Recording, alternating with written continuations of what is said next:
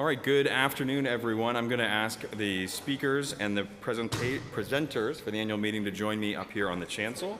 We'll be getting started in just a minute.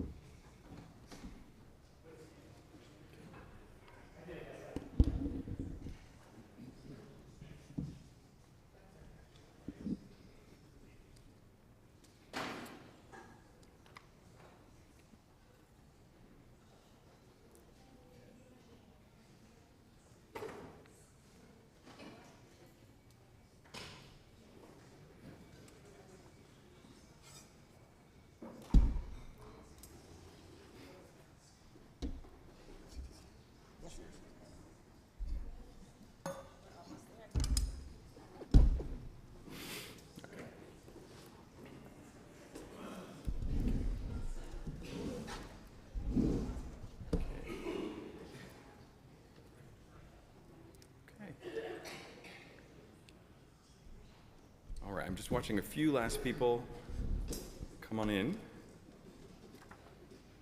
Do we have a quorum? We do, don't we? Just wait.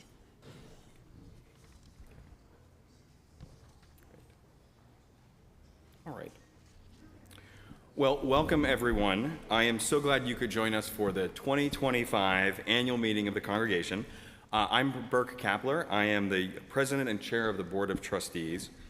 In our meeting today, we are going to be reviewing what we've accomplished, and what we've accomplished and what we've gone through in the past year, 2024 to 2025, and then we're going to be looking ahead to what we'll be doing in 2025 and 2026. We'll be voting on a budget for the coming year and our slate of nominees for church offices. We'll be remembering those we have lost, and we'll be honoring those who have made extraordinary contributions to our church community. And a new voting item for this year is a vote to ordain Greg Bonin, who is our former ministerial intern.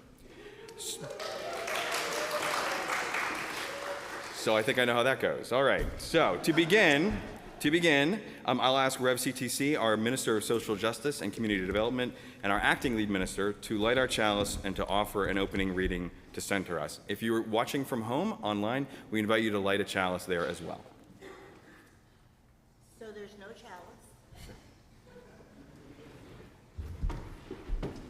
But there will be.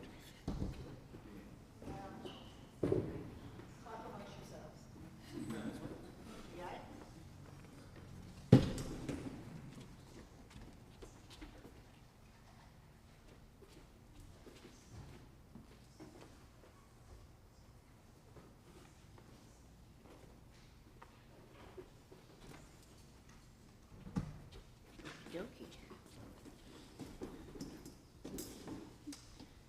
First words and then fire.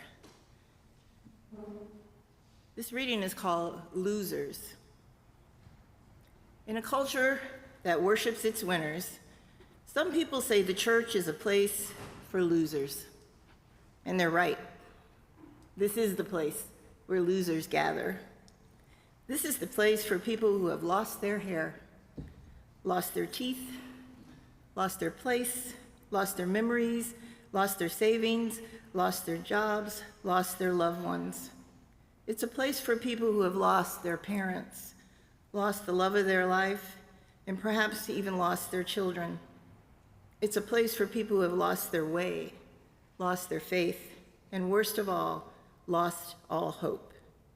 This church is a place for losers, all of us. Let's see who we are. Let's find out how we are. Let's find out how much we need and can help one another. Let's talk about what we've lost. We are the losers. God bless us, every single one. And now let's light our chalice. I'll use the words we use on Sunday morning. We gather together as a community of memory and hope to celebrate life and its infinite possibilities for love. And together, we light this chalice as a symbol of the light within every human heart. May our individual sparks meet and merge, bringing both light and warmth to the world.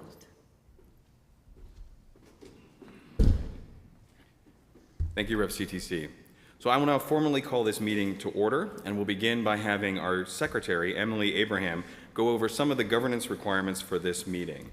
As secretary, Emily will be taking notes during the meeting and will be drafting the meeting minutes that will be approved at the next annual meeting for 2025-2026.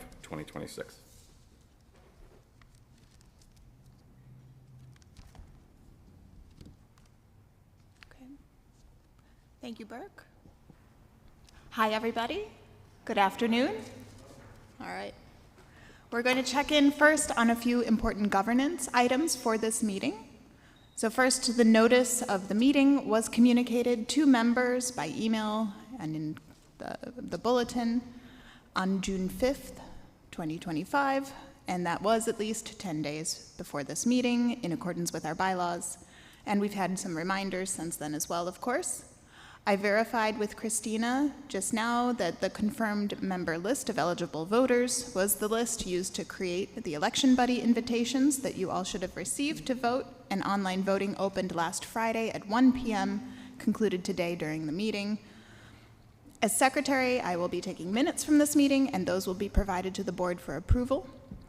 The board authorized absentee ballots as well to count towards quorum, and we're using members who vote to determine quorum.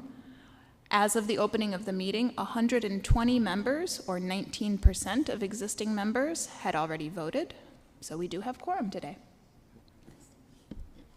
All right, thank you, Emily. As the chair, I'm appointing Wells McCurdy as the parliamentarian for this meeting. Wells will be available to help us resolve any bylaw, governance, or voting issues that may arise.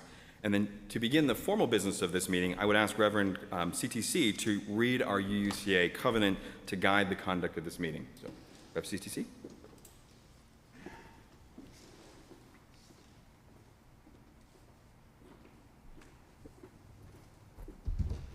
The UUCA Congregational Covenant.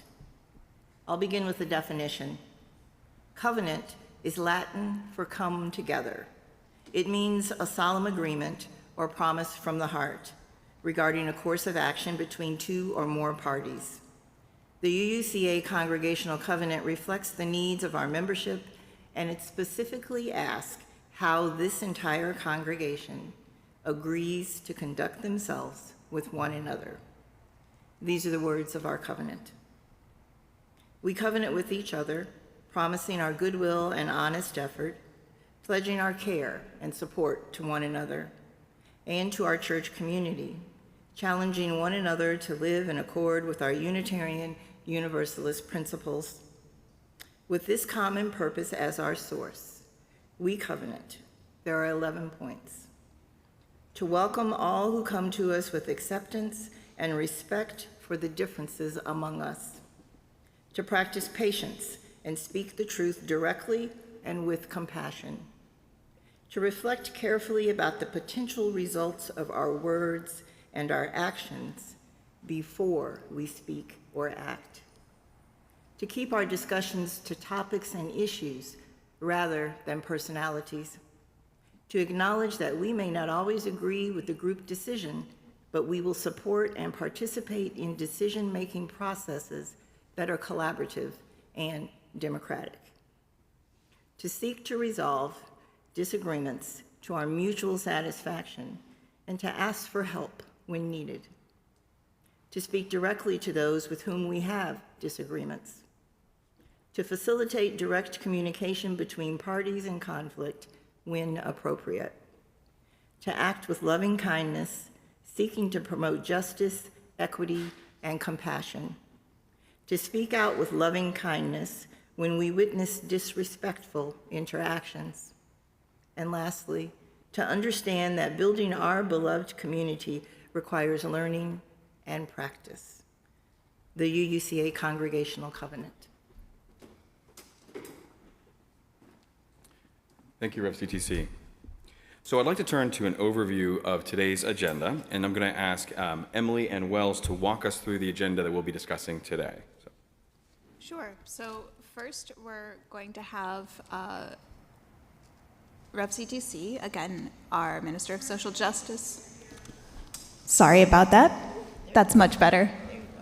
All right, so for our agenda today, first we have a section of our annual meeting where we hold in memoriam those who we hold in our memories this year, who the congregation has lost, led by Rev CTC. And then Burke will review the board's work and recap the board's work from over the past year. And then we have a senior minister report this year also with Rev CTC.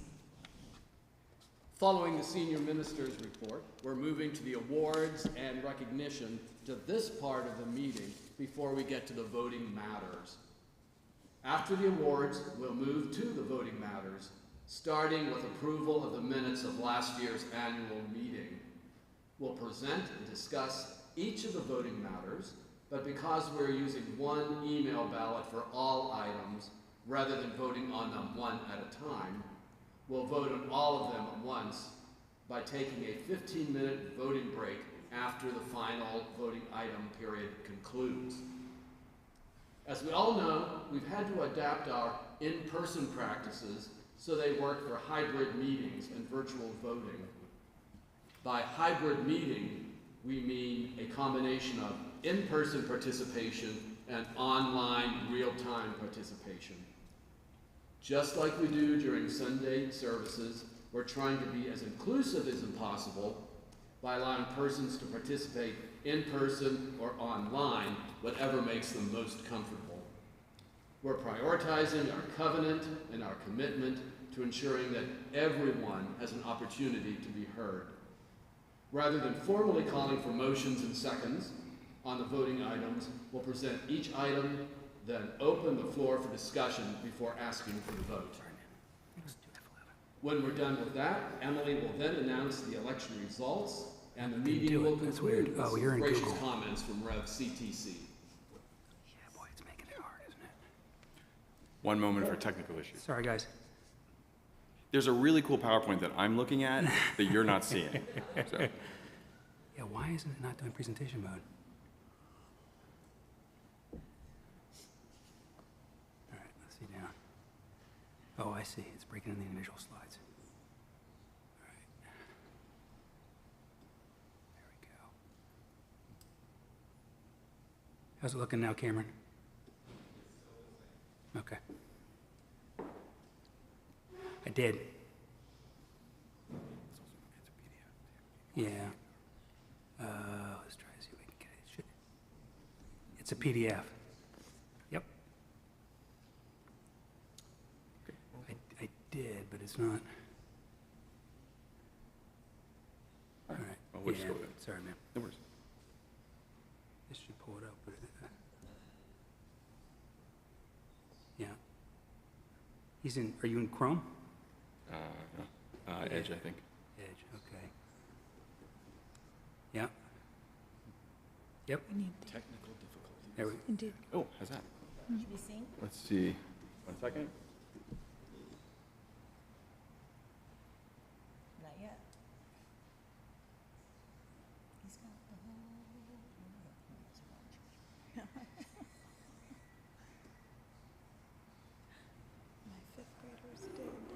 Ta-da! Thank you, guys. All right. All right, so with that, I'm going to turn to that first agenda item that we just discussed and have our Minister for Social Justice and Community Development, Rev CTC, for remembrance of the members that we hold in memoriam this year. Rev CTC. That's me? That's correct. I've been teasing people using my title of acting lead minister. That's what you just heard.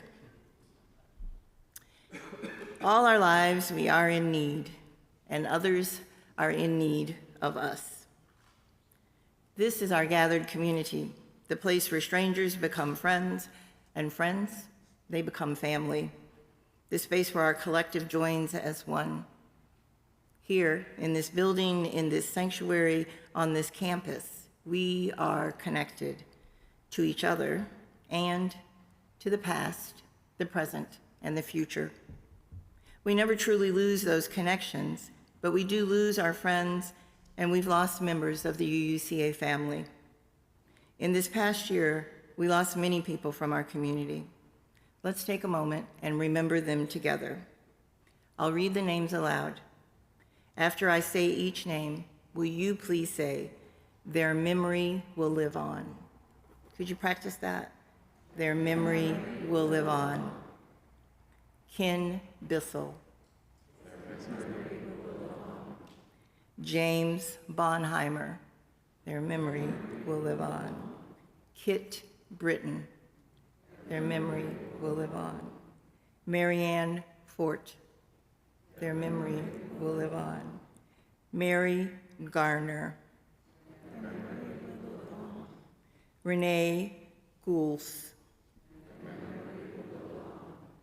Lucia Heinhold. Their memory will live on. Jason Jenkins. Their memory will live on. Julia Kennard.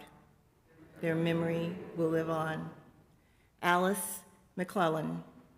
Their memory will live on. Jean Mulligan. Their memory will live on. Ken Perkins Gow. Their memory will live on. Nancy Simpson. Their memory will live on. Stan Smith. Their memory will live on. John Sutton. Their memory will live on. Bob Waters.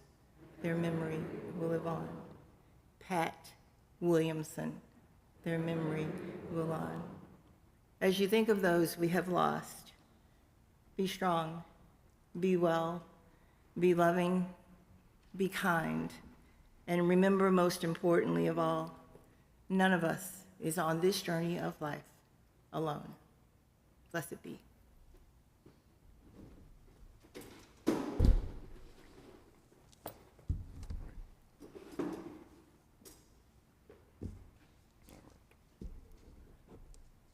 We're back. Okay. Thank you, Rev CTC. I'd now like to present the Board of Trustees annual report. Hopefully you have seen the board's written materials that went out in that notice on June 5th, discussing the progress that the board has made toward its goals and the visioning and discerning work that we've done as we tried to answer our open question, what does a thriving UUCA look and feel like? I want to get back to that point, but before I do, I want to drill down to some basics in the interest of transparency. So just as a few reminders about the board and its work. So first, the board meets monthly on the fourth Tuesday of every month from 7 p.m. to 9:30 p.m. We reserve the first 15 minutes for public comment, and folks are welcome to join us for those 15 minutes or for the entire meeting. The only exception, of course, is if we are ever dealing with sensitive or confidential personal matters. We'll do executive session for that, but otherwise anyone is welcome. Our next meeting is Tuesday, June 24th.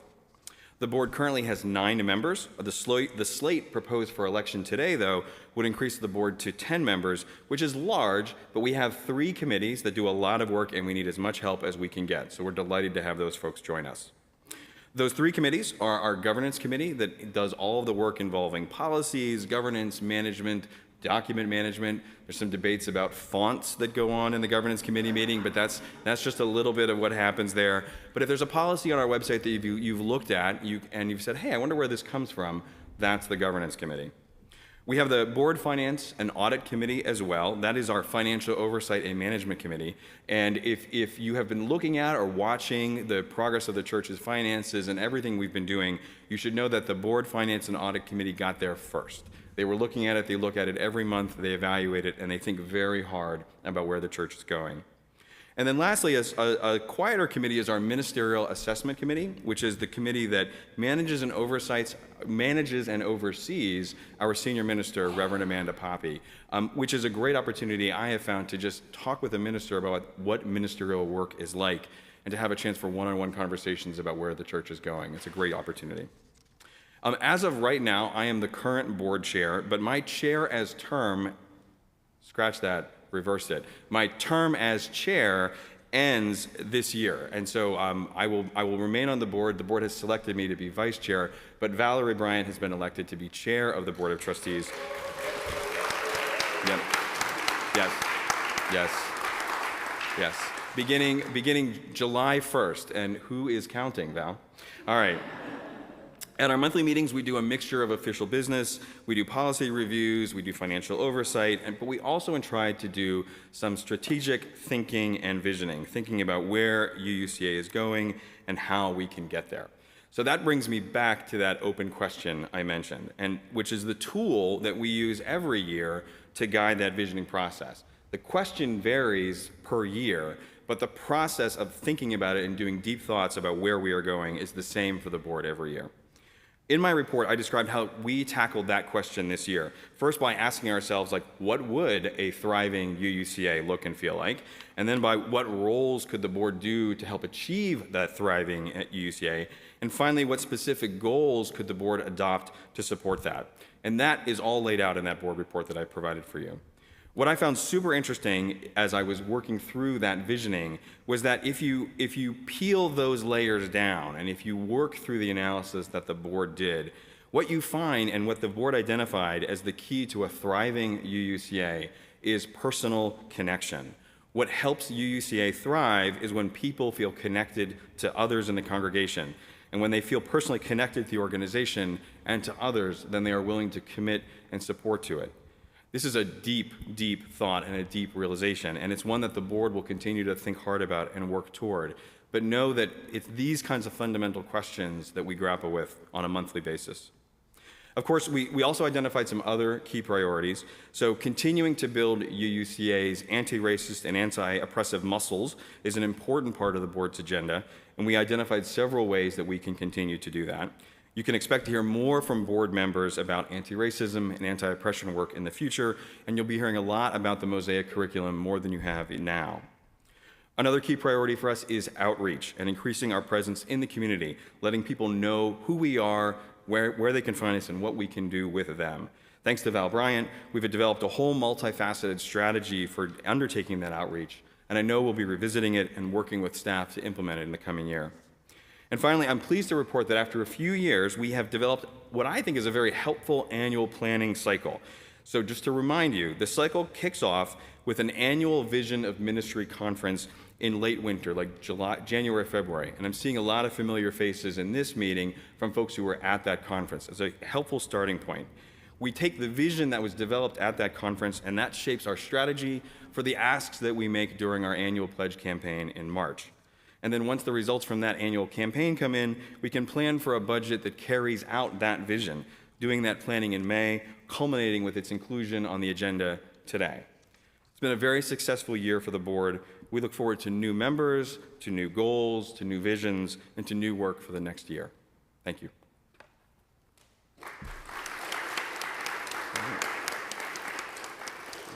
And now I will turn it back over to Rev CTC for the Senior Minister report. Can I do it sitting down? You absolutely can do it.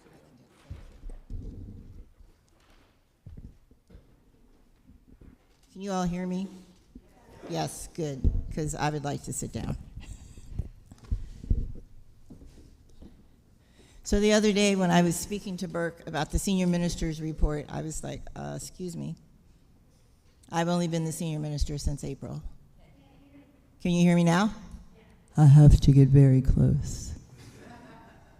The other day, I was talking to Burke about the senior minister's report. And I said, excuse me, Burke, I've only been the senior minister since April, so I don't have an annual report. He was his usual Burkey self, and he said, you'll be fine. And then there was somebody else there who said, well, you know, Rev Amanda filed reports on a monthly basis. You can just go and look at those and just pull some things out and bring them to the meeting.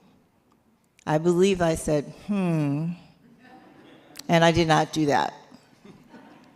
Instead, what I simply want to offer you is an overview of what your staff has been up to and some of the programming areas of the church.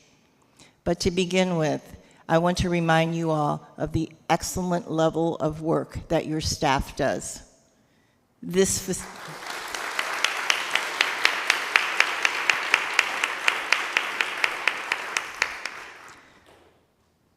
One of the things that happens when you step into somebody else's role is you learn all of the things that you didn't know that you didn't know. What I have learned since April is all the things I didn't know that I didn't know.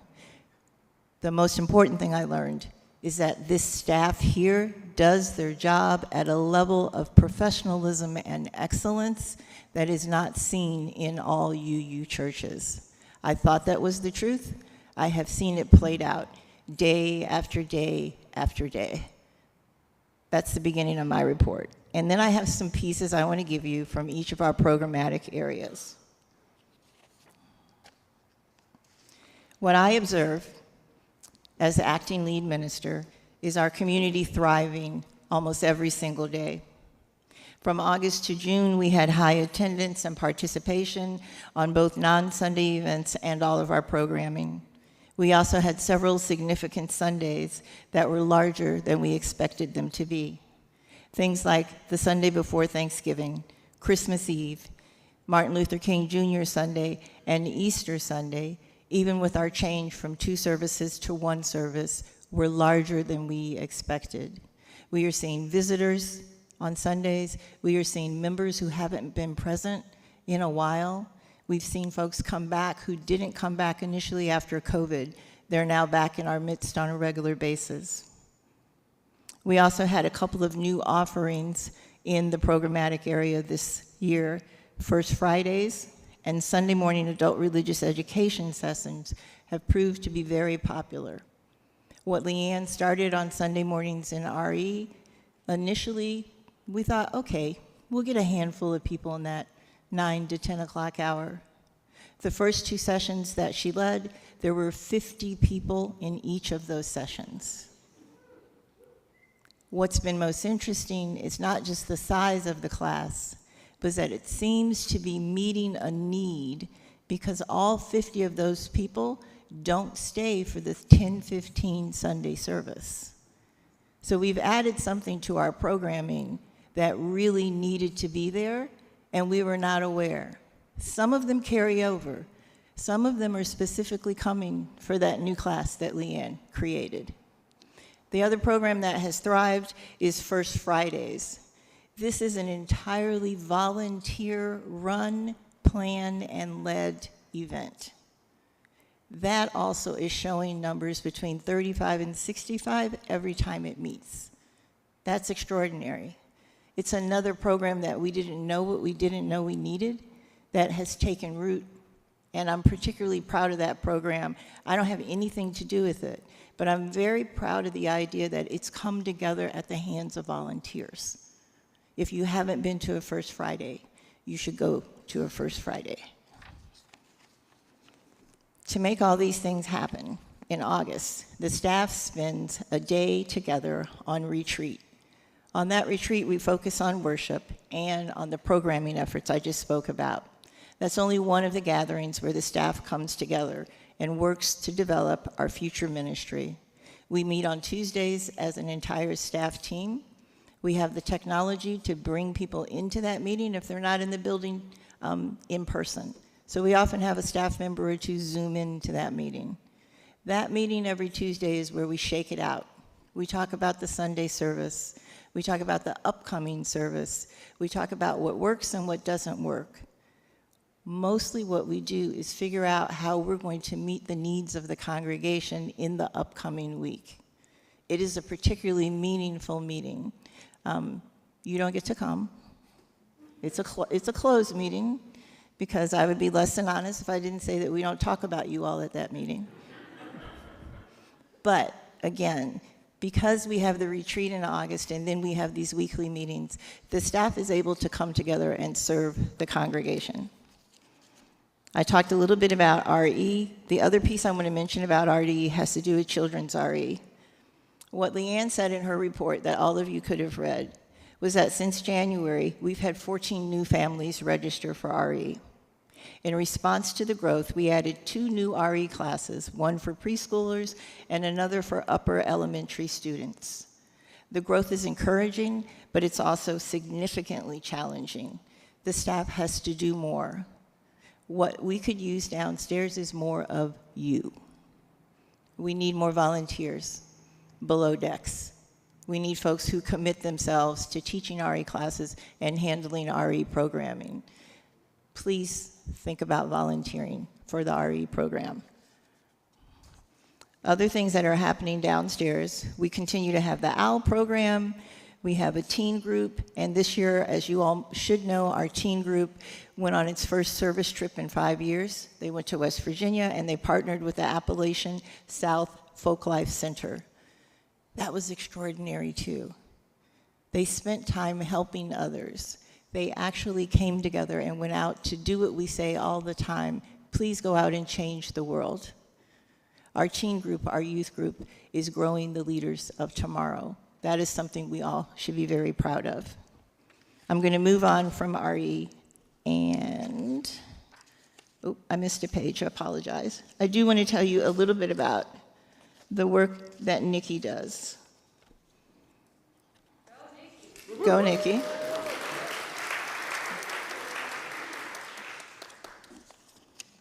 Do you know how many square foot of building we have here? Does anybody know? Square foot. How many square feet of facility do we have? 10,000. Not enough. I bet Tom knows.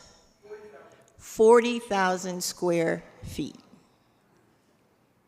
40,000 square feet of building that has to be maintained, air conditioned, vacuumed, floors mopped, plumbing taken care of, custodians scheduled, meetings scheduled, events planned. That only touches the tip of the iceberg of what Nikki and Matt's work contains. 40,000 square feet. You know what that means?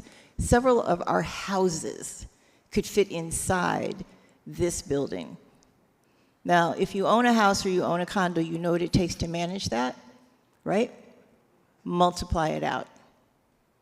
Multiply it out, and then please, anytime that you have the chance, thank Nikki and Matt for the work they do to keep our building running. A couple of things to draw attention to. There were significant strides made to enhance the safety, the functionality, and the appearance of the church campus. They installed 25 state-of-the-art security cameras across our property, and this increased our surveillance capabilities, which provides peace of mind to the entire community. The exterior lighting around both the sanctuary and the Reverend James J. Reeves Center was increased and upgraded. In addition to security improvements, they focused time and energy on the church's exterior. Dedicated volunteers, those two words matter, dedicated volunteers worked on beautifying the church grounds through ongoing landscaping improvements. We also addressed critical maintenance needs. 3 large oak trees were removed, and, oh, you all drink coffee on Sundays, right? The main kitchen coffee machine was entirely replaced. Could you tell? Was the coffee better? It's okay if you lie right now and say yes. The coffee is amazing, isn't it? The last thing I want to draw your attention to is a new initiative that generated income. In 2024-2025, we began leasing 20 parking spaces to the National Training Center. This brought in $24,000 in revenue. This brainchild belongs to Nikki Steele.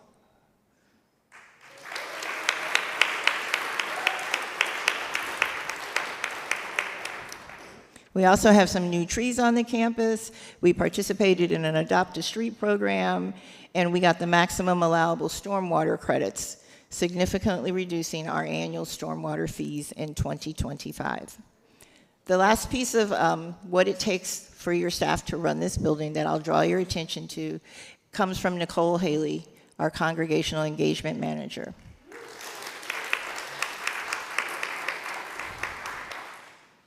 Drum roll. As of now, UUCA's total membership stands at 648 and is growing. In 2024-2025, we welcomed 44 new members into our community. In the fall, we welcome 16, followed by 17 in the winter and 11 in the spring. Our Beginning Connections class, covenant groups, affinity groups, and the social justice work that we are all doing allows people to engage deeply in congregational life and brings them into the tribe almost immediately. The work that Nicole is doing is often invisible and behind the scenes. She does so much more than what you see her doing on Sunday morning at the welcome desk or in the front lobby. She is almost a one-man band to promote how wonderful UUCA is and why you should become a member. That is to be celebrated and congratulated. I think, okay, that's all the sort of statistics and facts that I want to offer you. I'm closing my binder. In closing, I will say this. I've been your acting lead minister since April 2025. I'm almost at the end of month 3, and I am still alive.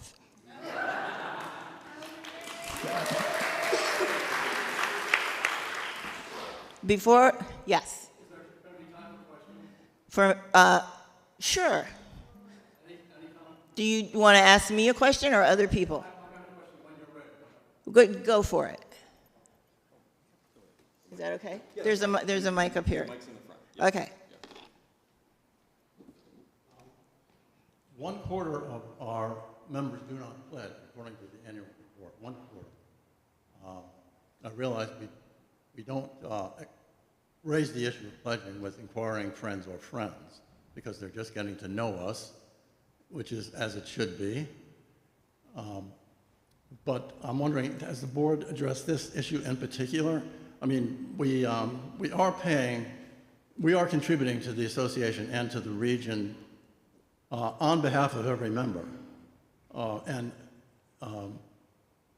It's, you know, when you reach the point of membership, is there a clear expectation that people should pledge something of whatever amount?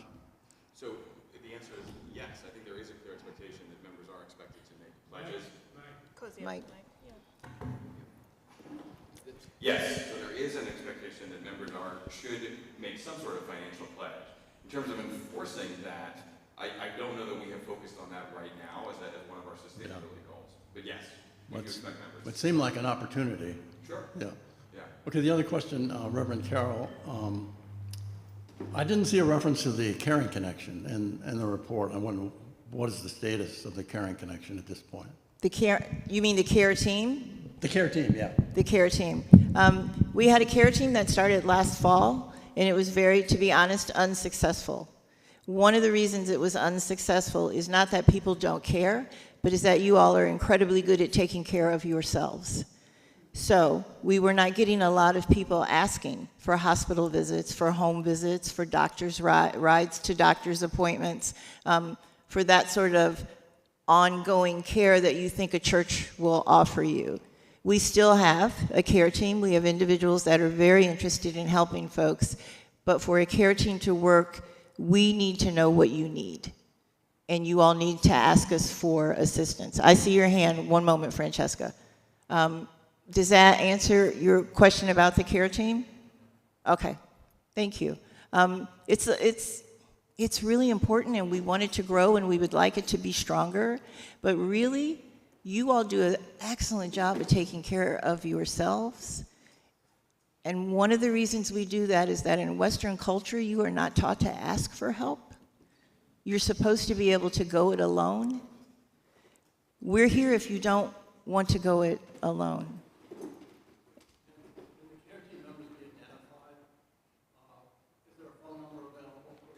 It's actually in Connections and in the order of service every week. The care team has its own email and its own phone number. I don't have it in front of me, but On the order of service.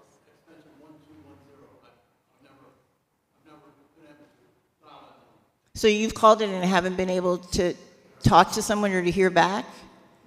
Let me work on that when I'm back in the office and find out what's going on with it. Yeah. I hope that was helpful. I think my report turned into Q&A, and it probably should not have, but I'm going to close my report by saying it really has been a pleasure to learn what I didn't know, and to hold Amanda's seat while she was away, and to help be part of the team. One person does not take care of this congregation, this building, or the programming that goes on here. It really does take a team to help UUCA thrive. And that's what me and your staff are doing on a regular basis. That's the end of my report. Which is another question. Over the summer, I will have a severe transportation problem because firefighters give me rides to the church at least twice a week. Is there And any? choir goes on a hiatus for the summer, right? For Pretty much, July. pretty right? much. Is there going to be any plans for that? For you individually, you Or can. anyone else who needs transportation? The care team is not disappearing. So when you say you're going to need rides, what I would need to know, or the care team needs to know, is what does that mean? When do you need the rides? Where are you trying to go? Is it a doctor's appointment? Are you trying to get to church on Sunday? So if you come and talk to me, I think we can figure it out, or talk with David. Yeah, but we're not disappearing over the summer. We'll still be here. Okay? Any other questions? Do I get you to do the fun thing now? Yeah, now we do the fun thing. Now Okay, we get to great. do the fun All right. So at this point, I'm going to turn it. I'm going to keep it with Grove CTC for the awards and recognition part of the meeting. So do you want to? I'll go over Yeah, there. actually, we lost this again.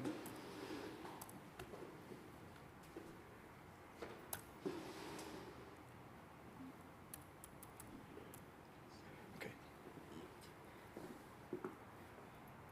Awards.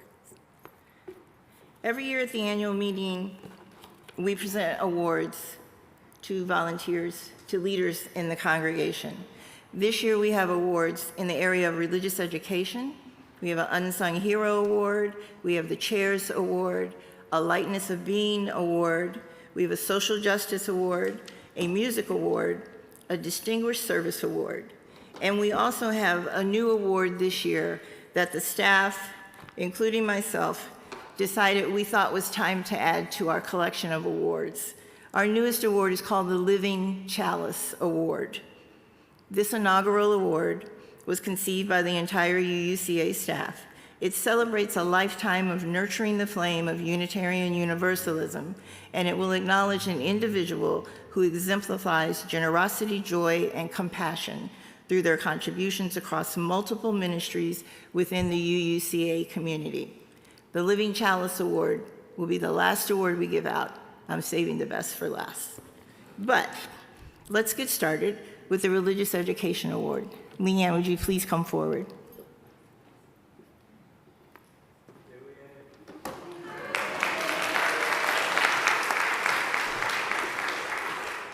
Hello, friends. Good to see you all here today. And my honor to present the Religious Education, the Jack McQuethy Award this year to Hugh Drescher. Hugh, would you come up?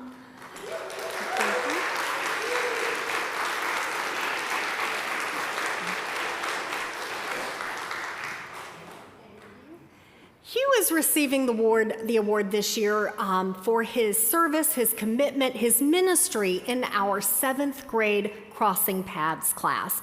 That is the class you probably have heard about, the class that reflects on their own Unitarian Universalist faith journey, their values. The kids reflect on that, but they also go out into the community and visit other faith communities and learn about different religions, but always through that UU lens of what can I learn from this community? How does their practice inform my practice?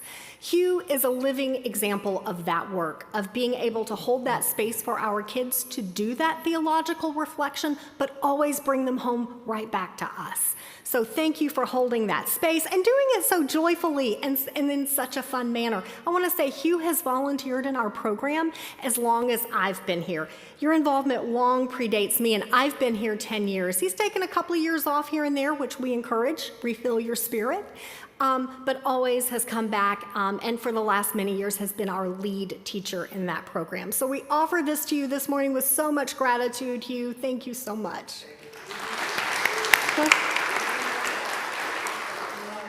What? Oh, volunteers, yes. Thank you for that.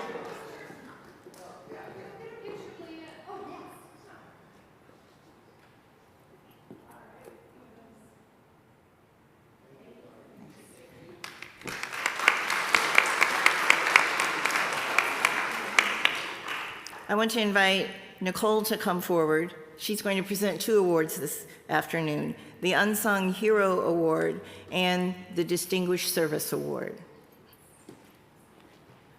Hi, everyone. I'm excited to present these awards.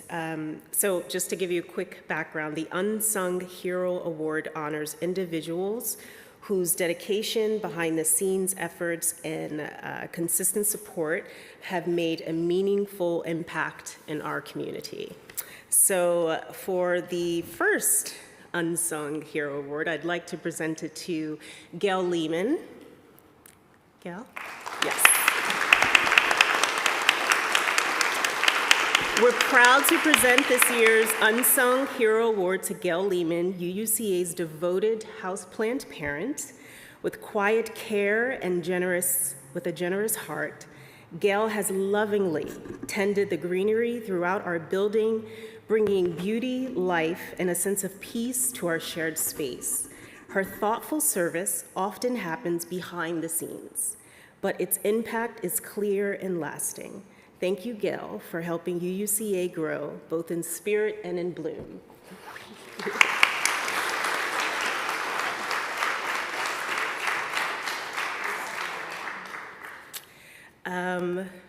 My second Unsung Hero Award, okay, we're good, goes to Wells McCurdy.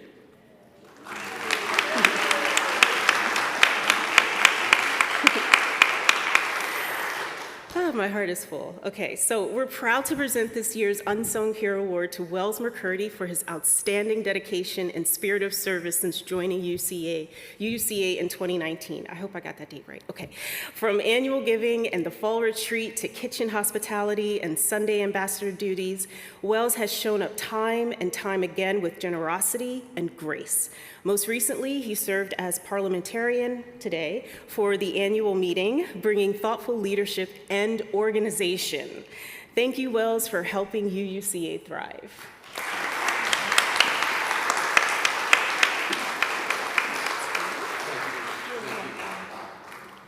Okay, this is my last one. Okay. This last award, I think, is long overdue, in my opinion. This is the Distinguished Service Award. And this award is in grateful recognition of heartfelt dedication. And this award is presented to Molly Jewell.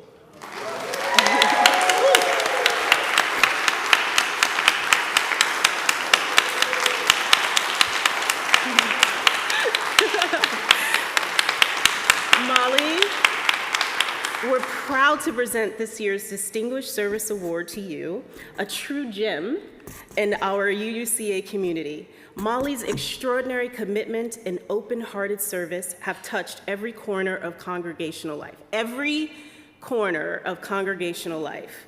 From leading the Coffee Ambassadors Adult Religious Education in Peace Camp to organizing First Friday dinners and supporting special events, she brings warmth, care, and dedication to all she does. Molly's steady presence and behind-the-scenes generosity embody the spirit of UUCA, and we are deeply, deeply, deeply grateful for your service.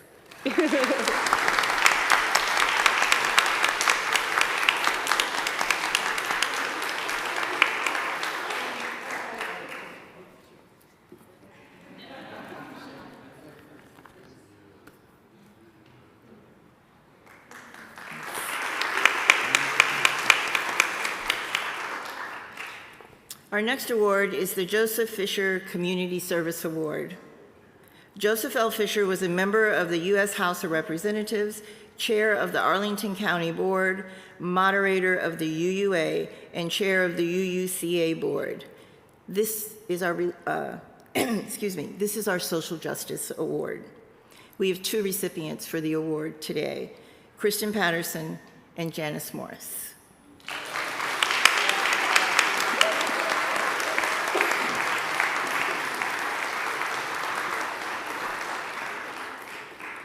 Every contribution to the work of climate justice is crucial for the future. Your efforts educated, inspired, developed, and implemented impactful climate justice initiatives that will help preserve the Earth for future generations.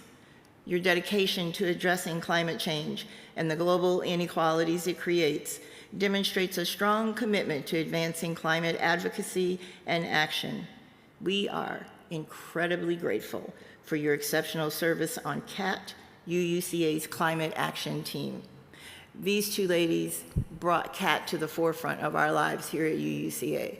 Everything from vegetarian food to Earth Day services to helping us understand how we could reduce our carbon footprint. We are incredibly grateful. There's two.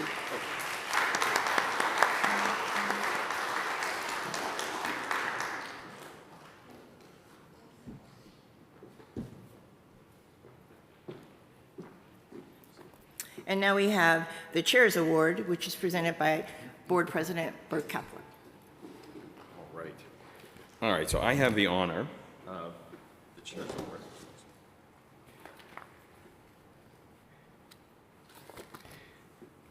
So the Chair's Award this year, this is always a hard decision. You try to find somebody who has done something that has gone above and beyond to support our community this past year. And actually the choice this year was remarkably clear because the award goes to Ashley Johnson.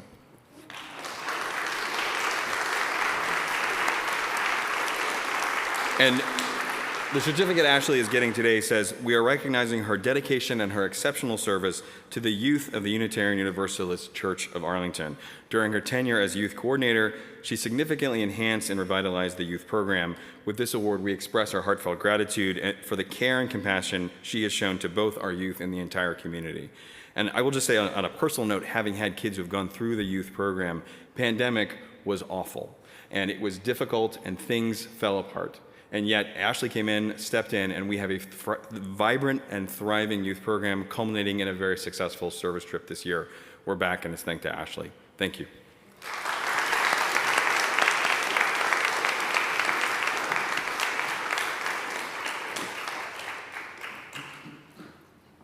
I'd like to invite our music director, David Mann, to come forward to give out the music award.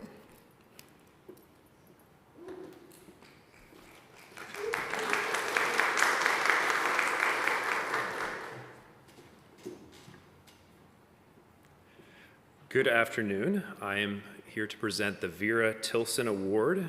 Vera Tilson, for those who don't know, was UCA's beloved choir director from 1952 to 1998, serving the congregation for over 30 years. So today's Vera Tilson Award recipient is Steve Renard.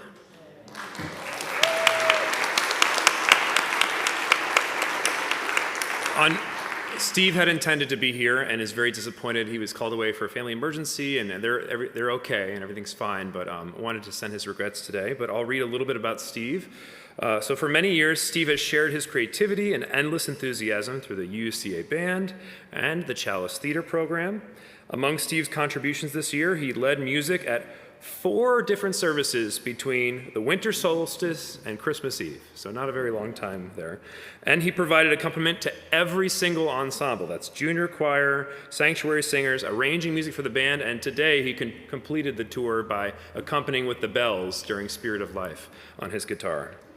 So we're very grateful to Steve and for sharing his expertise and most importantly his joy for performing and creating music here at UCA. So thank you, Steve.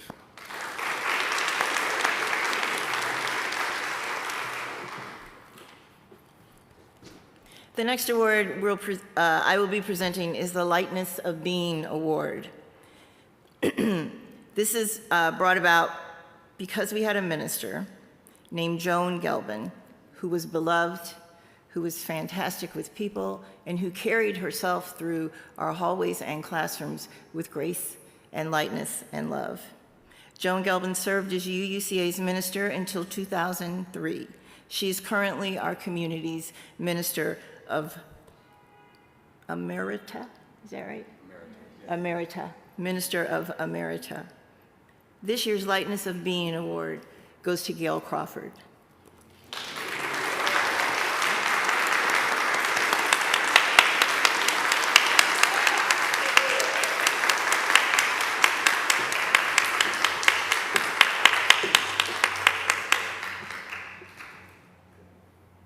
Stay right there.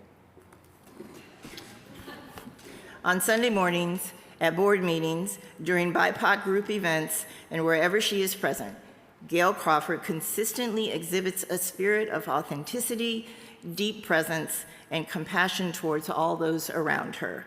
We are grateful for her commitment to UUCA and the lasting impact that she has had on our community. Gail's dedication to helping others find their place at UUCA is remarkable. She is living proof that one person can make a difference.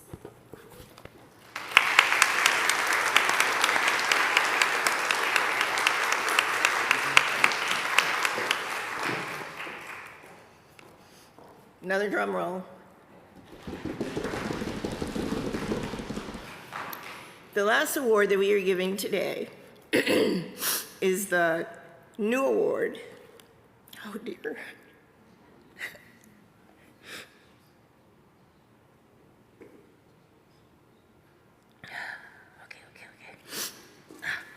The Living Chalice, oh, thank you, award.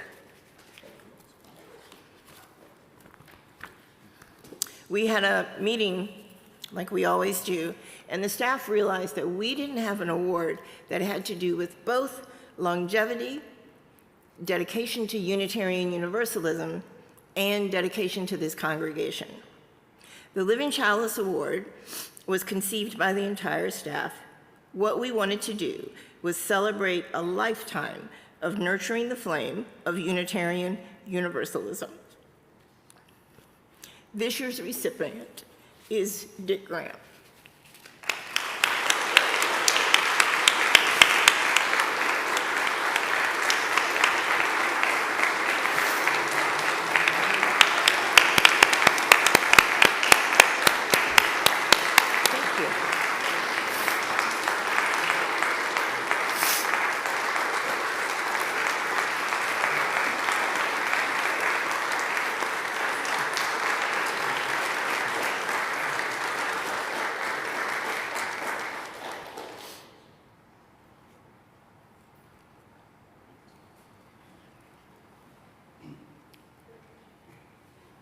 Thank you, staff.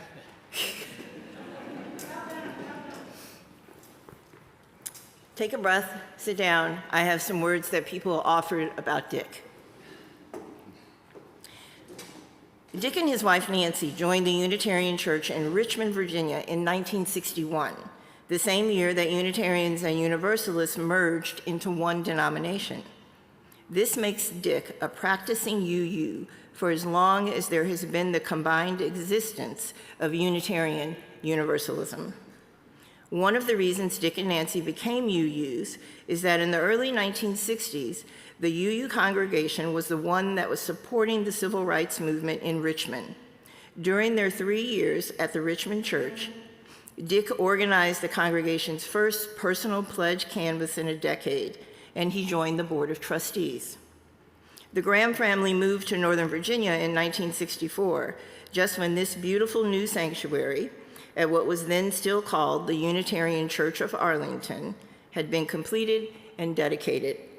His 4 children came through the religious education program, and both Dick and Nancy Ann took leadership roles over the years. Dick served on a ministerial search committee, the one that called Reverend Bob Clark in the late 1960s, and the architect search committee leading up to the huge 1990s expansion of our building. He also served on the finance committee, 2 different terms on the Board of Trustees, many years with the annual member canvas drive, and was on the grounds committee. For more than 40 years, the original red brick building had furnished education classrooms and most church offices, but by 1990, that was about to change. UUCA embarked on a major expansion project to bring all congregational activities under one roof. That was the project's official name. For 4 years, from 1990 to 1994, Dick chaired the very busy building committee in charge of this massive and magnificent initiative. It added the office ring, fellowship hall, all the classrooms, the chapel, storage spaces, and our outside entrance ramp. Our special memorial garden was established as part of this expansion and was dedicated the following year. Dick also served as a delegate to at least half a dozen UUA General Assemblies and has always supported the UUSC, the Unitarian Universalist Service Committee. In more recent years, he helped regularly after Sunday services with the sale of fair trade products, a UUSC-sponsored project. In 1990, his daughter, Reverend Beth Graham, was ordained in our sanctuary. In 2001, the ashes of Dick's wife were buried in our memorial garden beneath the stela where Dick's name is also engraved. I leave you with these words. Dick plans to hang around UUCA forever.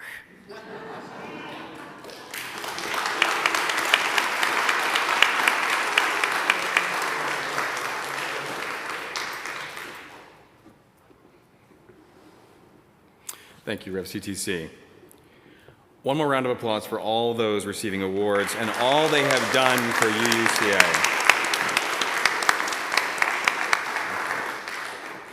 All right.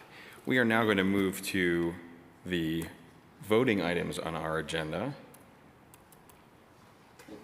Okay. All right. Okay. Great. Okay. And with that, Wells, I'm going to ask you to kick us off for this part. Sure will. We previously mentioned that we'd be modifying our procedures to accommodate our hybrid meeting format.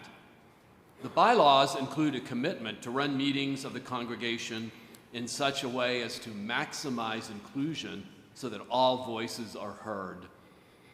So in practice, that means we'll introduce each voting item in turn, starting with the minutes of last year's annual meeting, moving on to the 2025-26 budget, then the proposed slate of trustees, officers, and nominating committee members, and whether this congregation will ordain Greg Bonin as a UU minister. After each topic is introduced, we'll open the floor for comments or questions on that item. When the period for discussion on one item has concluded, we'll move on to the next topic. We'll break to vote on all items after we've presented and discussed everything. Emily? All right, for the discussion periods, if you are a UUCA member entitled to vote, and if you would like to speak, ask a question, or make a comment, then you can line up at the microphone here in the center aisle. For members who are not physically in the sanctuary with us today, you're invited to participate in discussion periods as well by writing in the YouTube comments. We'll read the question out here in the sanctuary at the microphone for you. We'll treat YouTube comments as a third line, or in this case, as a second line of questioners in addition to this one, and we'll alternate between them as needed. Wells will call on those who haven't yet spoken on an item before calling on anyone who wishes to speak for the next time. All right? So as we share our comments, we remember that all discussion will be done within UUCA's congregational covenant we heard earlier, including to speak the truth directly and with compassion, to reflect carefully about the potential results of our words and actions before we speak or act, and to keep our discussions to topics and issues rather than personalities. To ensure that we have an opportunity to benefit from everyone's input, we'll all need to limit our speeches to 2 minutes or less. I'll be keeping track of the time so that you don't need to. So for each speaker, I'll note when you have 30 seconds left to finish speaking, and then I'll call time when the 2 minutes has passed. If you run more than 10 seconds over time, I'll ask that we move on to the next member, and thank you for your input. We ask you all to respect these time limits as they're an important part of our meeting covenant. I also really don't want to cut anybody off, so please be mindful of the time signals. and conclude your comments on time. And finally, if you're writing a comment on our YouTube live stream and then you change your mind, or you find that someone else has already made your point or answered your question, please just type your name again with the word withdrawn so we know to skip over. And after the conclusion of the discussion period for the last voting item, we'll take a 15-minute recess to allow members who have not yet voted to vote using the link provided in the email you got from Election Buddy. For those who have not yet voted, a reminder email was sent at the beginning of this meeting, so it should be near the top of your email inbox. After our 15-minute recess, we'll reconvene and hear the results. Okay.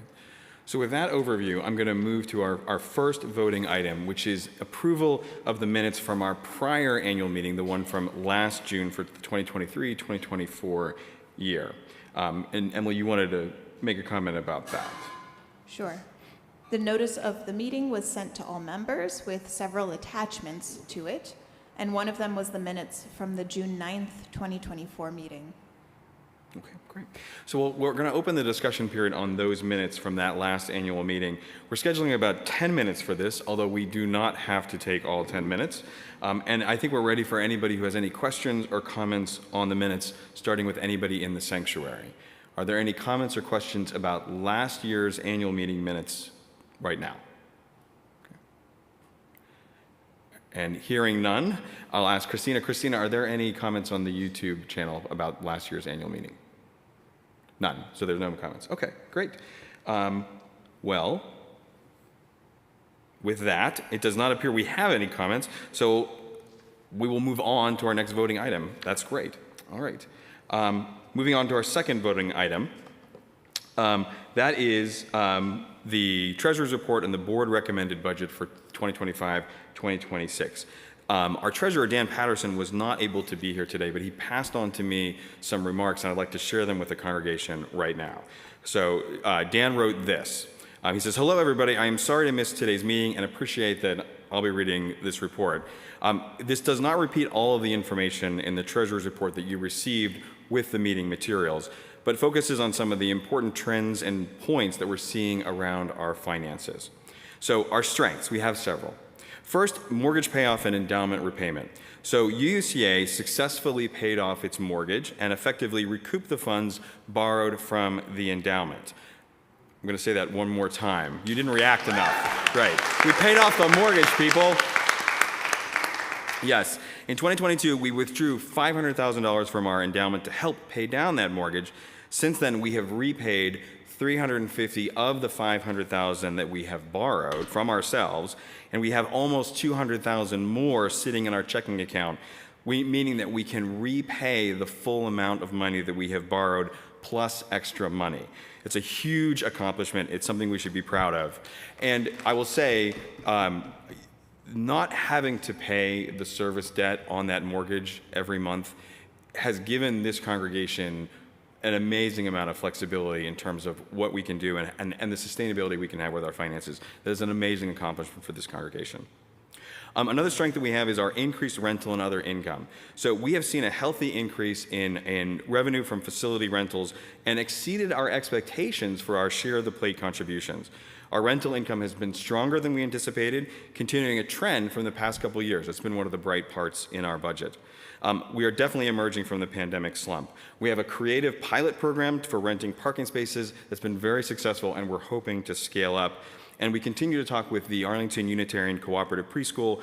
We've been able to get an increased rent amount for 2025-2026, more than double of their prior rent. So we're seeing a lot of bright spots in that as well.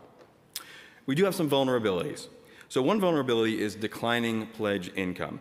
Pledge income over the past few years has not increased, and nor has it kept pace with inflation and rising costs. A drop in membership that we've seen over time and related pledging dropping with it is part of that picture, and is consistent with overall trends across society as the number of religiously unaffiliated grows. You've heard me talk about this in terms of the rise of the nones, N-O-N-E-S, folks who are not affiliated and so therefore are not coming and so therefore are not pledging. The number and size of annual pledges may be influenced by current political environment. If you're a federal employee, these are tough times and belts may be tight. folks who are employees or contractors or others who depend on the federal government may be limiting what they're able to give. And that is something we understand fully, but it is also something we need to account for. Excuse me one second. Okay. We also are experiencing rising costs to maintain our aging facilities. So we've had multiple unplanned expenditures in our building and grounds expense category, primarily in the form of a lot of HVAC repairs. If you were enjoying today's air conditioning, it cost us. And so it's so commonplace that we're actually proactively increasing our line item in next year's budget. Maintaining our aging facilities presents numerous challenges, and we have to take a strategic and sometimes expensive approach to be cost effective over the long term. We do have some opportunities as well that Dan has flagged. So first of all, we are looking to expand our rental revenue. We have increased our revenue by working with outside groups, and we think there is potential for more growth in this area. We're hoping to add some dedicated staff to work on rentals as a priority.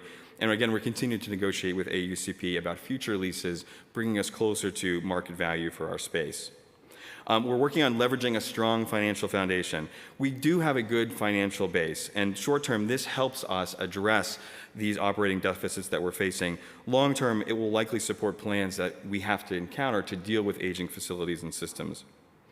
And then converting our increased attendance into pledging membership. So our worship attendance, as you heard, has been going up post-pandemic, and we've seen a lot of strong engagement this year. This increased participation provides an opportunity to convert these attendees into pledging members and building back up that pledging stream.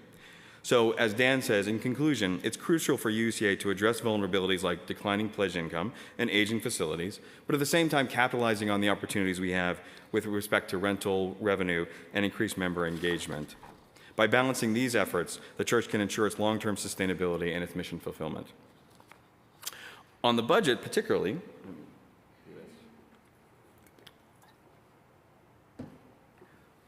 Dan continues.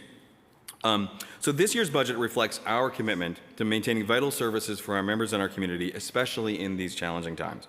While we recognize the proposed budget shows a deficit, it's a strategic decision that allows us to uphold our values and continue our important work. So some key factors in next year's budget are that we've made very careful considerations in allocating our resources, focusing on areas that directly impact our ability to serve and then to thrive. So essential infrastructure is one. You'll see increased allocations for building and grounds, primarily for those HVAC repairs that I mentioned, and some rising insurance costs as well. These expenditures are crucial for maintaining a safe and welcoming environment for everybody. Supporting our mission is another factor. We're excited to increase our budget funding for Share the Plate. What we're doing is we're reflecting that we're seeing more money coming in to the church through Share the Plate, which, by the way, also means that there is more money going out to charities, which is a wonderful thing for our congregation to be doing. It's a direct result of your and the congregation's incredible generosity this past year, and it allows us to expand our outreach and support and help those who are in need. And then we're valuing our staff. Our budget includes a modest 3% cost of living adjustment and higher retirement contributions for our dedicated staff. You should know, though, that even with these increases, our compensation and benefits are basically flat when you compare them to last year. So we are doing a lot, but we're asking our staff to do a lot, and they're getting about what they were getting last year, all things considered. We've taken a more realistic approach to our income projections for this year. We are not relying on our reserves. We have essentially operating cash, but we also have some reserve accounts that we use. And this year, we are not planning a draw from those reserves. So the budget that you see is actually an accurate picture of what our operational income is. And then Dan flags this. There is a positive income trend. When you compare apples to apples, our projected income for 2025 and 2026 is actually $30,000 higher than last year's estimated income, excluding a planned revenue draw that wasn't needed. So this positive trend is due to that increased revenue income I was talking about and those negotiations we've been doing with AUCP. So we are seeing some positive trends as well. In sum, the board looks at this budget, and we believe that although it presents a deficit for this year, it is a responsible and a compassionate plan that allows us to continue the vital ministries we're doing and to uphold our values in the coming year. Our reserves, our investments, and our endowment also provide a strong safety net to us, ensuring that we are prepared for unforeseen circumstances. We endorse the 2025 budget that was presented to you, and we encourage your support for it as well. And so at this point now, I will turn and begin discussion on this item. Actually, before I do that, I just want to say thanks to a couple people. I mentioned you have the board finance and audit staff that oversees, a committee that oversees the church's finances, and they do really, really great work. But they are resting on the shoulders of a number of other people, and you should know who they are. So Reverend Amanda is deeply involved in the budget. We couldn't do it without Nikki Steele. Also, he's not here today, but we have a director of finance whose name is Eric Herding. And Eric's contributions to this congregation in terms of going through our financial statements, organizing them in a way that makes them understandable, makes them useful, and provides long-term strategic planning and assessment advice has been invaluable. We are not where we are today without the advice and the guidance and the support and counsel of Eric Herding. You don't see him very often. He's a part-time person, but he has done amazing work in getting this church's finances together. We really couldn't do without him. So I would like, at this point, another round of applause for a very, very dedicated financial staff who are helping to keep the lights on, literally. Okay. All right. So with that, I'm going to open the discussion period on the budget. We've scheduled about 15 to 20 minutes for that, but again, we'll see how the discussion goes, if there are comments and questions. And if there are no more comments, we'll move on to the next voting item. So let me ask, are there, yes, so it looks like, folks, there are questions and comments here in the sanctuary. If you could line up at the microphone, we'll take these and then we'll go to YouTube if there are comments there too. Okay?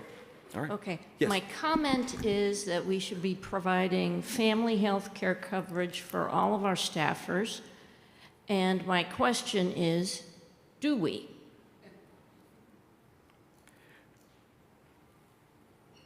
So that is a great, I don't believe that we do. Family health care coverage, we do provide health benefits to our staffs. I don't know to what extent that extends to the family health care. And we can research that and find out where that is and evaluate that for future budgets as well. I was just wondering how much time or effort you make in comparing UUCA to comparable congregations of any denomination and how we stand financially compared to the general trend in this area. Great question. So the answer actually is we actually don't do a lot of apples to apples comparisons to other congregations. And I think the reason for that is every single congregation has different issues. So I will say this though, in talking with other UU congregations, again, we're not doing a formal benchmarking or formal, comparison one way or the other, but we do participate in a number of different UU events and networks and things like that. And when I have talked with other UU presidents, I frequently hear the conversation of, oh, well, we're carrying a mortgage, we've got to work out the mortgage, we've got these kinds of other costs that we have to deal with. And what I will say is, every time I have that conversation, I have to say, and I almost have to apologize for it, because what I say is, well, we paid down our mortgage, so we don't really have that problem anymore. And they look at me like, what pot of gold did you somehow find in order to do that? So, we have more anecdotal comparisons like that. I will say that the other things that we're grappling with, aging buildings, HVAC, the need to just keep the structure itself whole is very consistent with other UU congregations as well. Yeah. Thank you. Good afternoon. My question is about the Giving Tuesday. A year and a half ago, we raised funds for the sign, and there's a note in the board report that we haven't done it for some reasons about maybe the name of the church or some other things. I was just curious for an update and the process on that front. Thank you. Yeah, no, we have that. So this is a question about the money raised for a church sign. We do have money for the church sign. I will say we've been talking about what that sign should actually say. And so as a result of that, we haven't necessarily made the commitment to spend that money yet, but I think that we are moving forward to having a sign in the near future. It is definitely something that's a priority. And I will say, I think that it was actually an aspect of our outreach strategy as well. So part of it is media outreach, but part of it is having that sign. So it's coming. It's coming. We just need to figure out exactly how it describes us and what the name on the sign says. Any other questions? Yeah. I know that a lot of churches are working now to get scrappy with sources of earned revenue, and it sounds like we've had a couple of really good ideas come through. Do you all feel like there has already been an exhaustive conversation around potential sources of earned revenue and brainstorming around that, or do you think that's something that we're going to be stepping into in the future of a dedicated space for new earned revenue ideas? Yeah, so the question was about earned revenue income sources, and has there been sort of a fulsome conversation about all of the possible sources of income the church might use, and what have we identified those? I'm trying to think of how to answer that question. The answer, I think, is no, and what I mean by that is, and I'll give you a great example of why it's no. So, last year, for instance, one of the board questions that we were grappling with was how to be sustainable. How can we be more sustainable? And one of the things we focused on was rentals and what we could do in terms of rental income. And we were thinking, and I think trying to brainstorm other sources of income, and we frankly didn't come up with a lot. Until all of a sudden, Nikki came up with the idea of renting parking spaces. So we rent parking spaces. Nikki, it's what, 24 parking spaces? 20 parking spaces are rented at the cost of how much? $150 a month. Do the math, and all of a sudden, a revenue source that we hadn't even thought about appeared literally out of nowhere. So the answer is, the answer is almost like it's about brainstorming and just thinking really creative about the resources you have and what you can do with them. And we are always open to that. So we are not foreclosing any sources of income, and great ideas like Nikki's or like anybody else's are ideas that we would love to have. But I would say, like,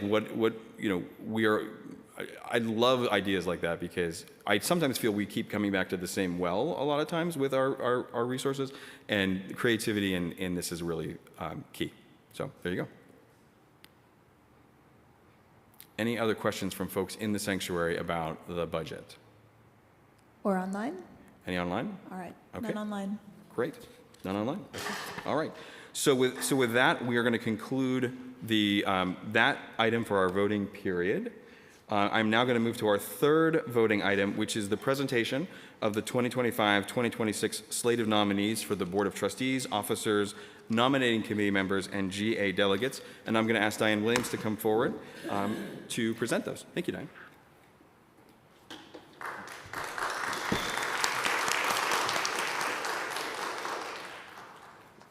Hello, everyone. Just a sound check?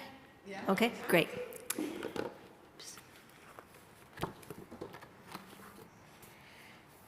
Thank you, Burke, and thank you to my teammates, which includes Ron Teeter, Barbara Laughlin, and Nancy Hyde. Ron and Barbara are here. Nancy had to leave. But on behalf of the nominating committee, that is the nominating committee, including myself. This year's nominating committee has worked diligently to prepare this year's slate of candidates for vacant board and nominating committee positions, as well as for positions of board secretary. We were fortunate to have interviewed a number of excellent candidates who are eager to help UUCA. Please note, these elections are not contested. You may vote for some, all, or none of the candidates. Naturally, we think they're all terrific.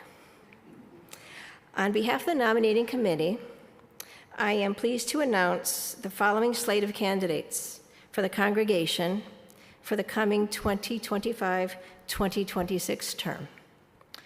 For the Board of Trustees, the 2025-2026 term, our candidates for new board members are Wendy Jessup and Jen Sloboda. Our candidate for returning board member is Rachel Burnett. For board secretary, our candidates are Ann McKnight and Seth Shank. These two candidates will be sharing the position. For returning assistant treasurer, our candidate is Bob Gayer. And for the nominating committee, our candidates are Kirsten Jacobson, Greg Miller, Valerie Shelton, Jess Werder, and for nominating committee alternate is Julie Wieland. Thank you, Burke. Oh, thank you, everyone. And back to you, Burke.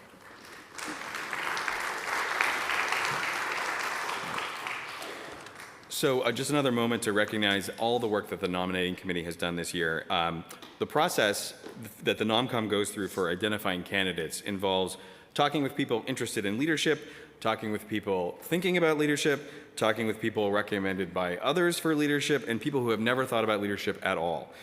They have had many, many such conversations, and all of which are going to bear fruit for us by bringing us really, really talented and committed leaders. I'm delighted, by the way, that a number of our leaders have not had a leadership position before with the UCA, which is a great, great find. So for their effort, special thank you and a round of applause for the nominating committee.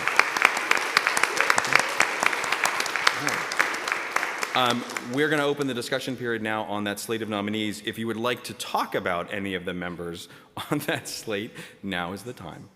Any comments from folks in the sanctuary? Okay. Any online? Any online? All right. Oh, fantastic. Okay, great. So with that, then, we'll move to our fourth and our final voting item, which is the ordination of Greg Bonin as a Unitarian Universalist minister. I've asked Gail Crawford to come and provide some background on this request, on the authority of UU churches to ordain ministers, and about Greg himself. And Greg, as you know, is here. So I'll invite you both up. Come on up.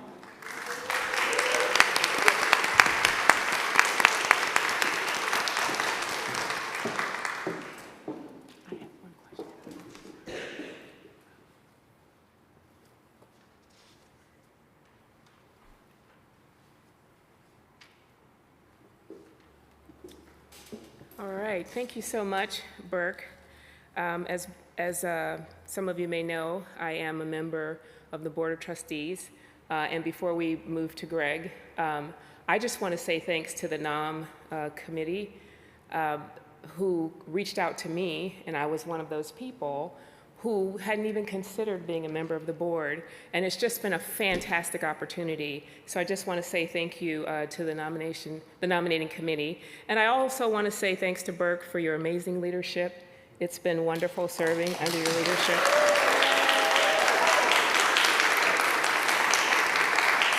And I am equally as honored and looking forward to supporting Val as our new president. You're going to be great, I know it. Okay, so I have the privilege and honor today to share with you briefly about ordination in the Unitarian Universalist faith tradition, how and why we do it, what it means, and then introduce you to, or reintroduce you to, the amazing human being who is standing to my left. According to the UUA guidance on ordination, it is one of the most important traditions of our faith. As a congregation, we would recognize a person and their ministry, and the process is essentially a rite of passage, a rite of initiation that would take Greg, putatively, from his status as a layperson and initiating him into the community of clergy. In our UU tradition, the ritual of ordination would also allow the minister to use the title of reverend. And this authority to ordain or call a person to the ministry rests with the congregation. It's something that usually happens only once in a person's ministry and usually follows usually it follows for many a lifetime or a period of time culminating in years of discernment, study, and formation and preparation to serve. After completing seminary and internship and the fellowship process, the final step into the ranks of UU ministry is the ordination. The UUA guidelines tell us that how ordination should happen. Essentially, a person with the qualifications will ask the board to perform the ordination. The board would agree to perform the ordination and then ask the congregation to confirm that decision via a vote at this meeting. We then work with the minister to pick a potential date. Some of you have seen a date that we have penciled in, fingers crossed, that we would be looking to do Greg's ordination.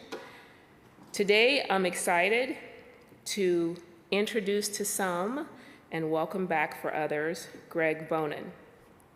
Greg completed his Ministry of Divinity at the Medville Lombard Theological School, which is headquartered in Chicago, Illinois. I first met Greg when he was working as part of his studies for that degree, and he served here at UUCA as an intern minister under the mentorship of Reverend Amanda and Rev CTC. I have to tell you a funny story that's going to embarrass Greg, and me too, but I'm going to tell you the story. When I got to work with Greg, I was a relatively new worship associate, and we were going to do a service together.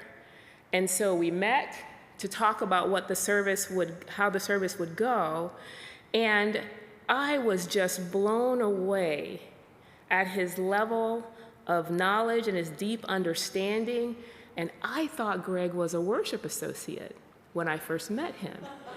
And so I thought to myself, holy cow, you guys think I can do that? Let me tell you that Greg was so grounded in his faith, and we had an opportunity to do a beautiful service together. And I got, I was thinking that I had a really long way to go, if that's what UUCA expected of worship associates. And let me tell you, as a testament to Greg's character and who he is as a person, do you know he never corrected me? He never said a word, probably had indications that I thought he was a worship associate, but I mean, it just tells you how wonderful of a person that he is, very humble and very honored to walk in this path. Of course, as I said, it turned out he was a tad bit more than a super worship associate. Anyway, I was excited to learn that Greg had finished up his studies and had come back to us here at UUCA and asked our board, where I now serve, ironically, to perform his ordination. So I speak on behalf of the entire board when I say that we support Greg, and we are so lucky to actually have Greg here with us today. Earlier this morning, I met his partner, Tom, and I'd like for Greg to give you a few words briefly so you can hear from the man, the myth, the legend.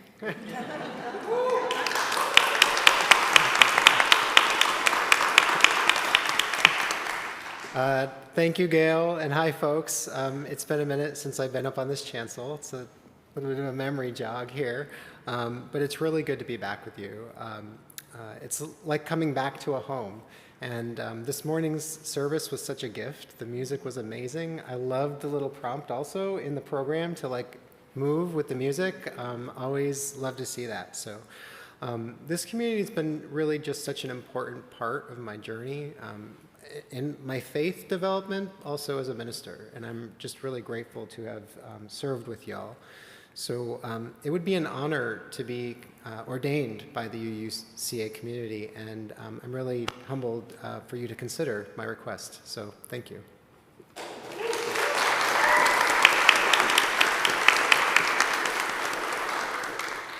A decision to ordain someone represents our congregation's faith in and support for Greg's ministry. Greg has completed the preparation needed to step into this work. Late last year, he was invited into fellowship with the Unitarian Universalist Association, and he is now duly affiliated as an ethical culture leader with the American Ethical Union, where he currently serves as their developmental director. A couple of months ago, he sought and received our board's support for his ordination, and now the final step is for the congregation to vote. Thank you so much.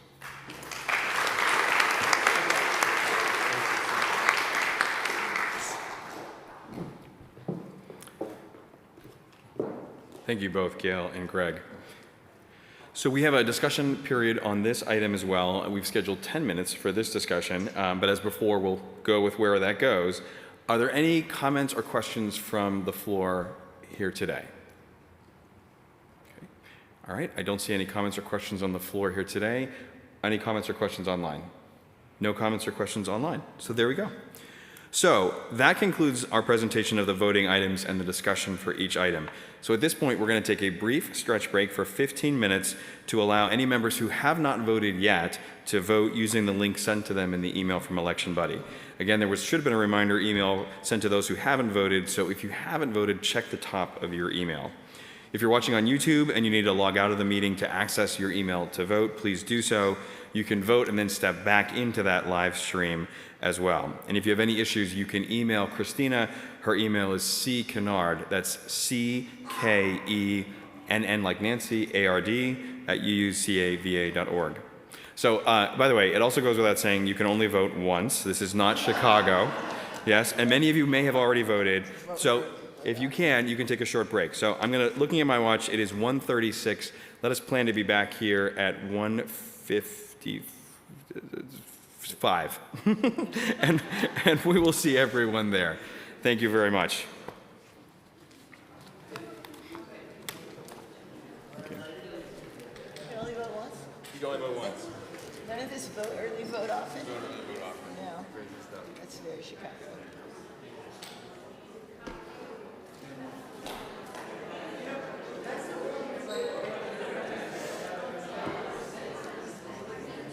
We're so close. We're so close.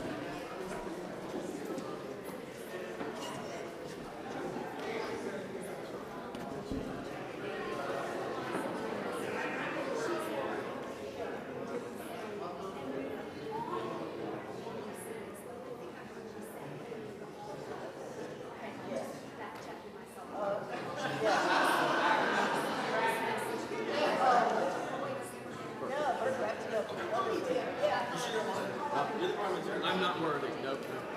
Save it for me. Okay, all right. I'll keep it safe.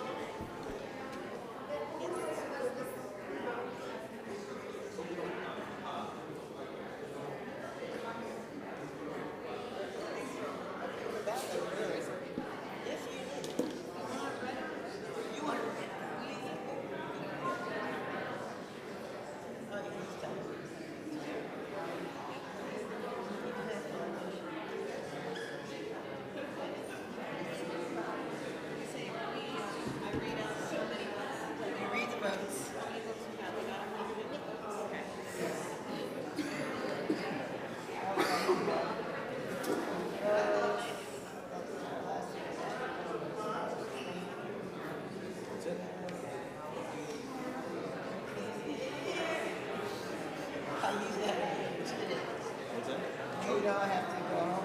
You can't stay here.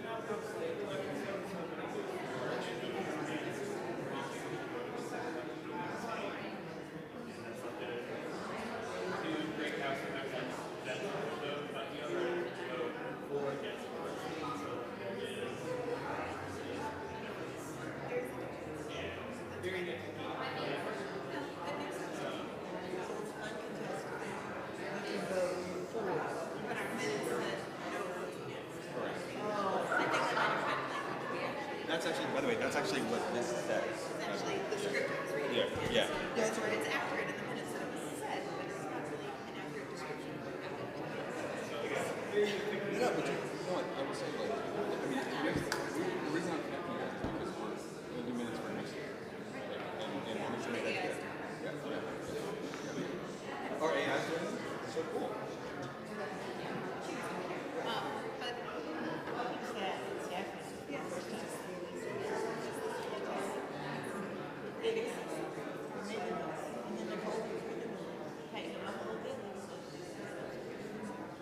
Which app? Chat.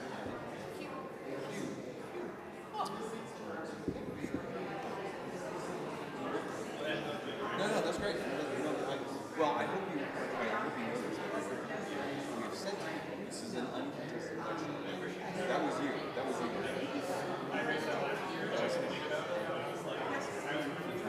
Remember we were talking to the run through about this issue? Oh, that was you. Thank you. No, it's awesome. It's awesome. No, actually, I was saying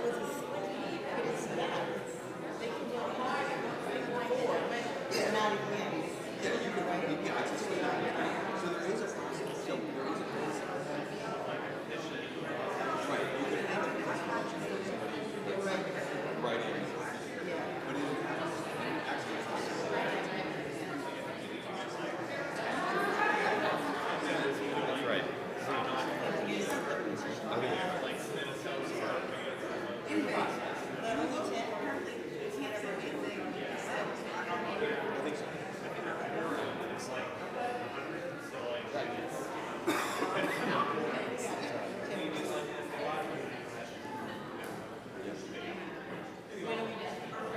We have just about 10 more break. Bio break, second one will do a bio break.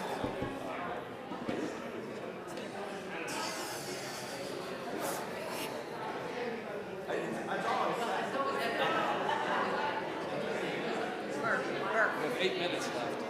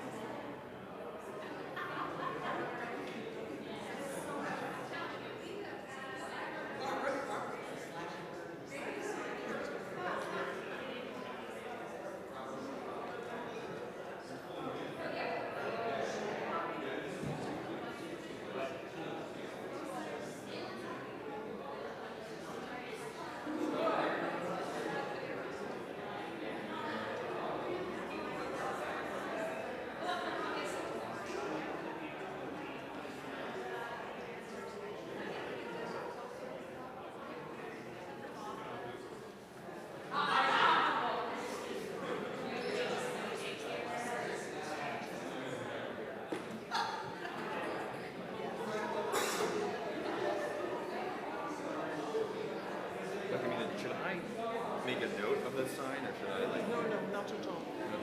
No, it's just that now if they need to use the country, it's a good place. They can take pictures and they can figure out how to get it in the banner parade virtually. Okay. I just agreed with Nikki and Christine, we just leave it right here for a day. Wonderful.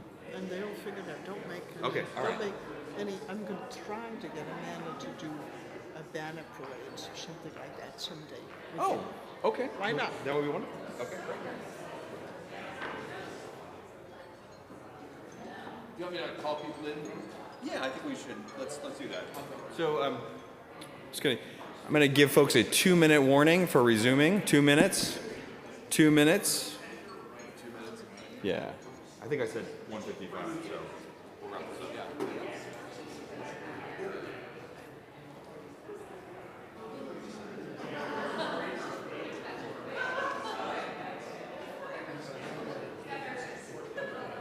So can we get something to eat now, bro?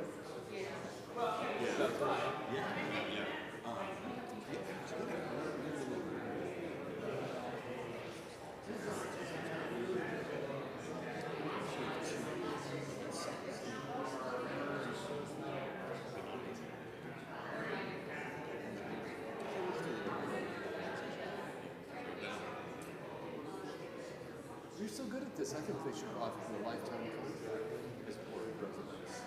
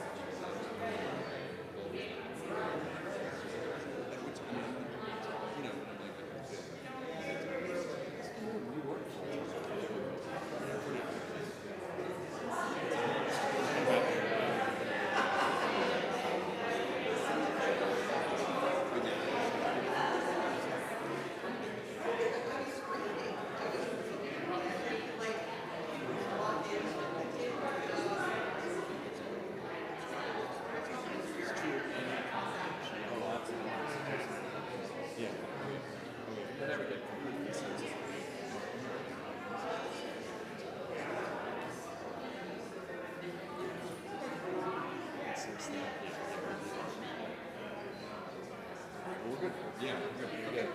All right.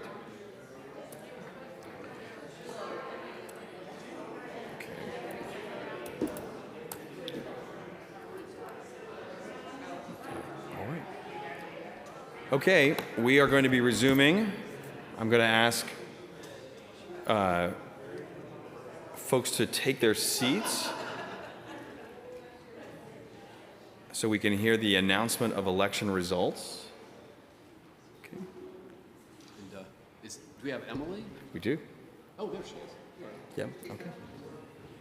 All right. So, Emily, what is the big reveal? We're looking for vote totals from Election Buddy and from other voting as well. Yes, all right, so I've got some numbers for us. At our annual congregational meeting today, we had 53 people attend in person.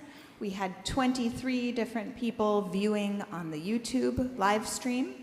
And there were 120 votes again, like we said at the beginning, before the meeting started. Of course, we also collected some votes during the meeting and during our voting break. So for a total of 151 members voting. All right. With all of that, item 1, the June 9, 2024 minutes were approved with 138 votes approving it. Hooray. Hooray for me. Hooray for the meeting minutes. Okay. Item 2, approval of our 2025-2026 annual budget is also approved. There were 135 votes for and 2 against. There were 14 abstentions on that item, I will note. And item 3 was approval of all of the slates presented by the nominating committee. I won't go into individuals, but it is all of the members returning to the board, new members of the Board of Trustees, our UUCA officers, our new nominating committee, delegates. Between 131 and 142 approving votes approved all of those candidates. So congratulations to everyone. All right. And last and most exciting, item number 4, congregational approval of Greg Bonin's request for ordination by our congregation is approved with 146 votes for.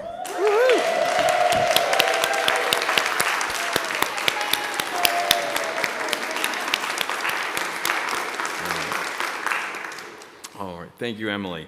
So we have now completed the business for this annual meeting, and with that, the work for the 2024-2025 church year. Congratulations to the new board members, to the new officers, the nominating committee members, and the GA delegates who were selected and elected. Congratulations to Greg as well. We look forward to working with all of these people and now, this summer, and into the 2025-2026 year. On behalf of the board, I want to thank every single person in the congregation for helping to make last year as great as it was. As we do say, we are the church. So whether you simply came to Sunday services or watched online, or whether you were on more committees than you could count, you are part of the church, and we could not have done it without you. And I thank you. Rev CTC, any concluding remarks?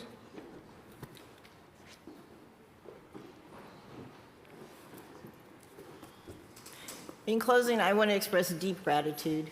Gratitude to the people I work with, gratitude to the membership that I serve, and gratitude to this facility that holds us and holds our dreams and our hopes. Quite often people forget that the gray hymnal has words in the back that you can use for openings, for closings, for prayers. What I want to close with today and extinguish our chalice is actually number 680. It's short and poignant. Because of those who came before, we are. In spite of their failings, we believe. Because of, and in spite of the horizons of their vision, we too can dream. Thank you all. Thank you for being with us. Please continue to take care of each other.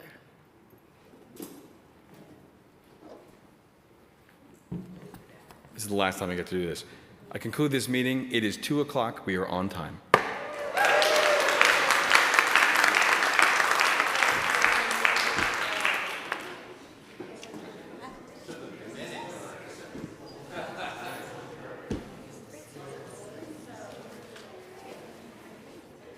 Thank you for your help. That was awesome.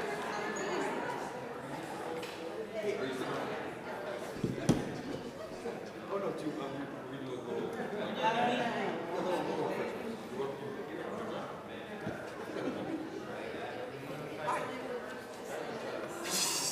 Can you move me in a second? Right now?